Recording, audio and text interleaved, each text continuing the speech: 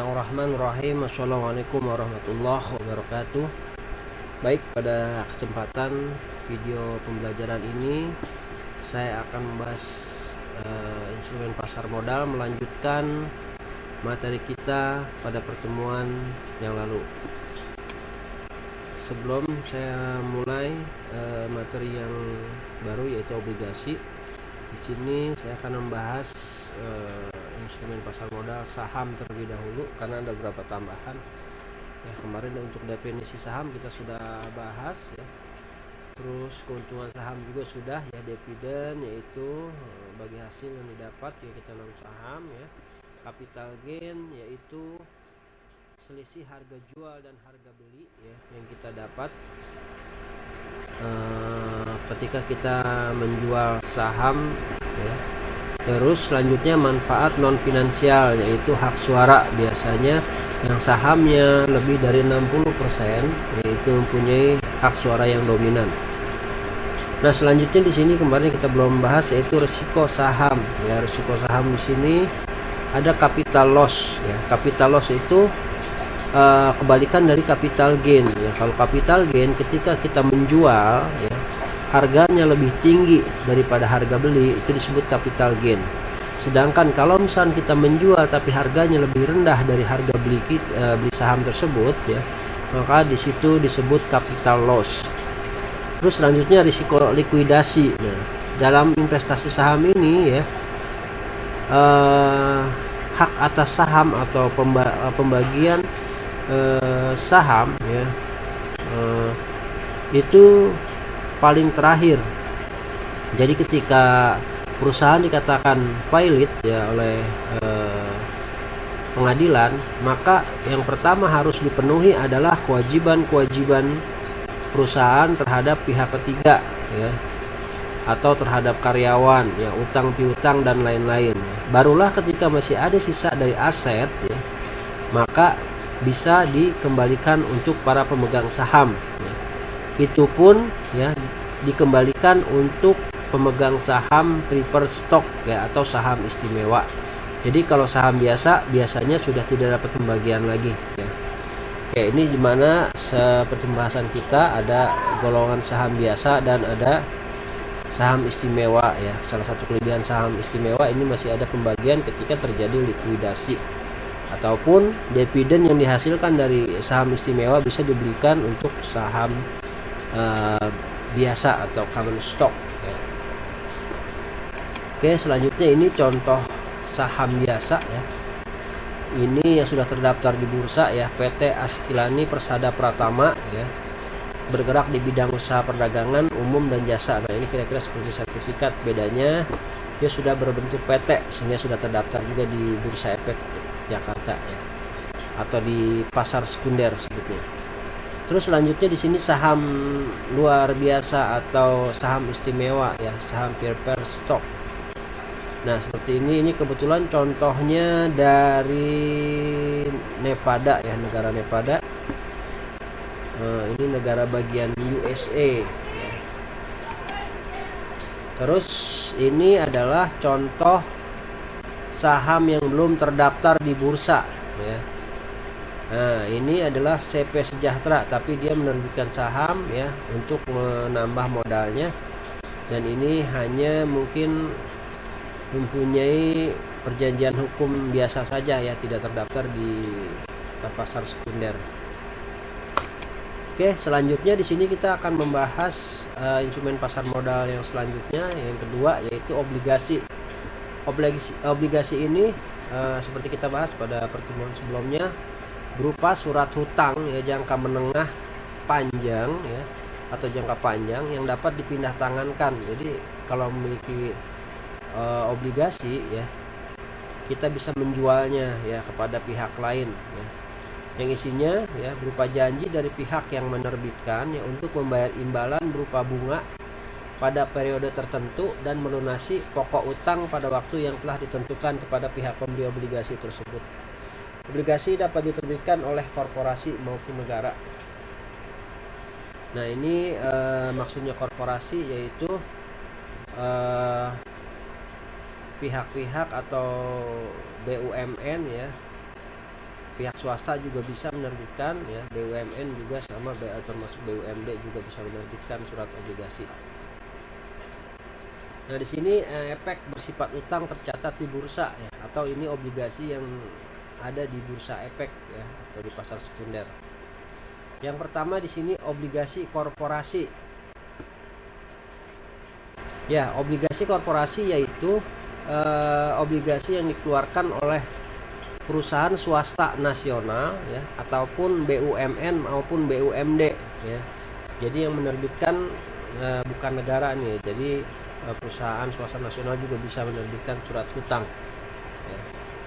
Terus yang selanjutnya sukuk, ya. Sukuk yaitu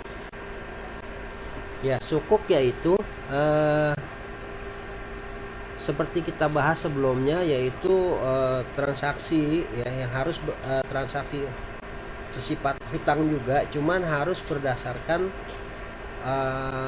aset underlying, atau ada aset yang dijadikan sebagai dasar akad transaksi, ya, sebagaimana yang pernah dijelaskan. Jadi ketika suatu korporasi ataupun badan, ya, usaha milik negara menjual manfaat dari aset tersebut dan keuntungan dari sewa aset tersebut yang menjadikan bagi hasil, ya, para pemegang sukuk, ya. Sukuk juga bisa diperjualbelikan, ya. Terus selanjutnya yaitu surat berharga negara, ya, atau SBN. Nah, surat berharga negara ini adalah surat utang yang dikeluarkan oleh negara, baik berupa konvensional maupun yang syariah, atau surat berharga syariah negara, ya. Nanti dibahas yang selanjutnya di sini. Nah, ini surat utang negara, yaitu surat utang, ya, yang dikeluarkan oleh negara, ya, yang pengembalian pokok dan bunganya dijamin oleh negara sesuai Undang-Undang Nomor 24 Tahun 2002. Ya, surat utang negara adalah surat utang yang diterbitkan negara sesuai dengan Undang-Undang Nomor 24 Tahun 2002 tentang surat utang negara. Terus selanjutnya surat berharga syariah negara, ya, tadi SBSN atau sukuk negara, ya. Ini adalah surat utang yang dikeluarkan oleh negara, ya, yang berdasarkan aset underlying sebagai dasar transaksi, ya. Kalau tadi sukuk ini dikeluarkan oleh korporasi, ya, yaitu swasta nasional ataupun BUMD ataupun BUMN, sedangkan ini sama sebenarnya sukuk juga, ya, cuma ini dikeluarkan oleh negara, itu perbedaannya. Terus efek beragun aset atau EBA, ya. Nah, ini adalah surat hutang yang dikeluarkan, ya, oleh swasta, ya, atau, ya, korporasi, ya, yang dikeluarkan berdasarkan aset underlying, atau harus ada aset yang dijaminkan, ya, sebagai dasar untuk dikeluarkan surat utang tersebut, ya. Bedanya di sini untuk transaksinya, untuk EBA ini bisa konvensional atau dengan sistem bunga jadinya, ya, untuk EBA. Sedangkan untuk syariah sama menggunakan underlying, tetapi dia wajib menggunakan sistem bagi hasil, ya. Mana perbedaannya? Kalau di sini, ya, tadi asetnya itu harus bisa disebut aset produktif, sehingga menghasilkan, ya, yang nanti menghasilkan pendapatan yang bisa dibagi hasilkan, ya. Sedangkan di EBA ini, ya, ini asetnya tidak harus menghasilkan, ya. Contoh misalkan tanah, ya, yang dijaminkan, sedangkan tanah tersebut tidak digunakan apapun, hanya tanah lapang, tapi di sini bisa dikeluarkan, yaitu surat hutangnya yang disebut EBA. Oke, dapat dipahami. Untuk selanjutnya kita bahas keuntungan membeli efek bersifat utang, ya. Apa aja sih keuntungan, ya, kita membeli obligasi, ya, di pasar modal? Ini perlu dipahami karena kita akan bahas keuntungan dan kerugiannya nanti, ya. Oke, yang pertama di sini mendapatkan kupon ya, P atau nisbah secara periodik dari efek bersifat utang yang dibeli ya. Jadi nanti ketika kita beli surat utang atau obligasi ini ya, kita akan mendapatkan kupon yang sudah saya bahas tadi. Kalau yang konvensional ya, atau P ya, dengan dijanjikan sekian persen ya. Sedangkan untuk sukuk ini biasanya berupa nisbah bagi hasilnya berapa persen ya. Yang perbedaannya kalau misalkan kupon atau P ini ya, ini biasanya didasarkan dari nominal obligasi yang dikeluarkan ya. Sedangkan nisbah ya, ini untuk yang kupon ini biasanya tetap ya, pendapatannya tetap, misalkan anggaplah 10 juta ya, ketika dijanjikan 10% ya, maka pendapatan kuponnya itu tetap, yaitu sebesar 1 juta ya. Nah, sedangkan nisbah ya, ini biasanya berdasarkan dari hasilnya ya, dari aset yang produktif ya. Jadi kalau misalkan penghasilannya besar, maka ini nisbahnya biasanya jadi lebih besar walaupun sama-sama satuannya persentase ya. Ini akan dibagikan secara periodik ya. Nah, pada umumnya tingkat kupon atau P nisbah berada di atas bunga Bank Indonesia. Jadi ini lebih menarik ya untuk kita berinvestasi karena lebih besar dari bank bunga bank ya, khususnya BI rate ya, dan tentunya lebih besar dari tabungan ketika kita menabung di bank. Terus selanjutnya di sini memperoleh capital gain dari penjualan efek bersifat utang di pasar sekunder. Nah, ya. Ini pun ketika kita butuh uang sedangkan belum jatuh tempo ya, kita bisa menjualnya ke pihak lain ya. Dan nominal penjualan yang melebihi dari angka yang tertera di surat utang, maka itu disebut capital gain ya, selisih harga jual. Terus selanjutnya di sini ya, perlu kita pelajari juga memiliki resiko yang relatif lebih rendah dibandingkan instrumen lain. Seperti saya bahas sebelumnya bahwa ini obligasi ini termasuk pasar uang sebenarnya ya, kategorinya pasar uang. Jadi resiko untuk tidak kembalinya lebih sedikit ya, kecuali bank atau penerbit obligasi tersebut mengalami pailit ya. Oke, lihat relatif lebih rendah dibanding instrumen lain seperti saham ya, di mana pergerakan saham lebih fluktuatif dibanding dengan harga efek kayak bersifat utang. Nah, di sini kita lihat ya, untuk harga saham biasanya bisa turun bisa naik sangat cepat sekali ya, lebih sangat fluktuatif. Sedangkan di obligasi di sini biasanya nilai nominalnya tetap ya, dan bagi hasilnya juga tetap ya. Pada efek bersifat utang yang diterbitkan oleh pemerintah dapat dikatakan sebagai instrumen yang bebas resiko. Nah, jadi seperti tadi ada yang SBN ya, sertifikat bank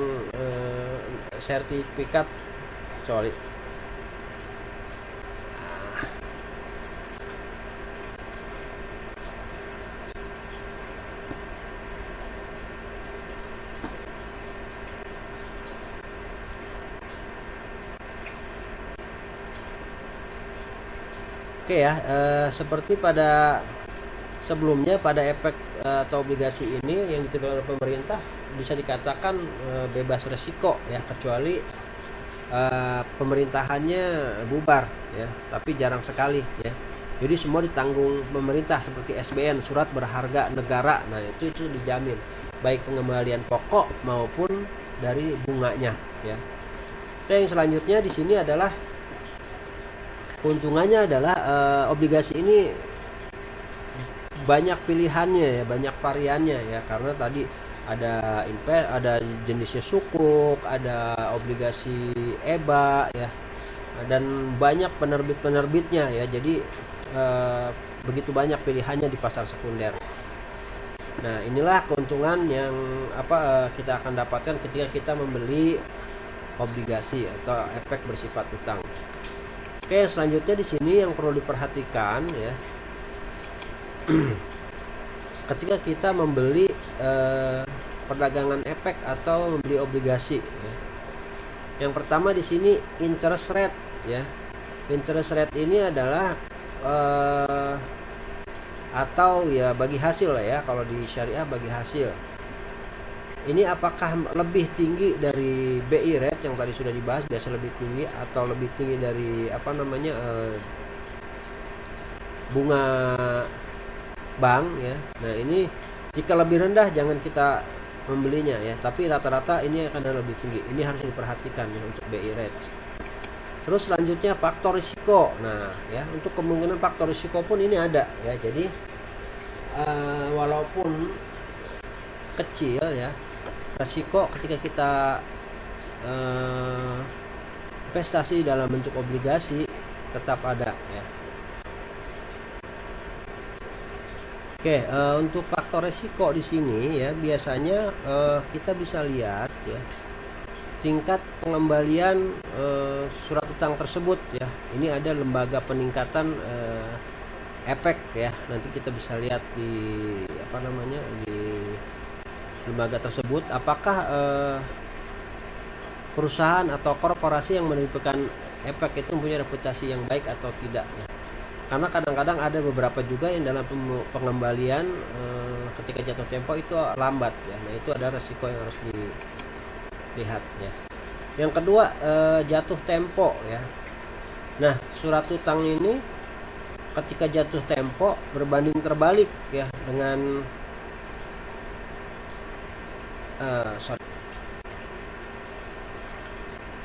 Baik ya, yang selanjutnya yaitu jatuh tempo ya. Jatuh tempo di sini juga perlu diperhatikan, karena kalau kita misalkan membeli obligasi ya yang dari pihak kedua atau dari atas nama orang lain ya, yang menjualnya ketika dia membutuhkan dana, itu perlu diperhatikan tanggal jatuh temponya. Karena kalau semakin dekat jatuh temponya ya, maka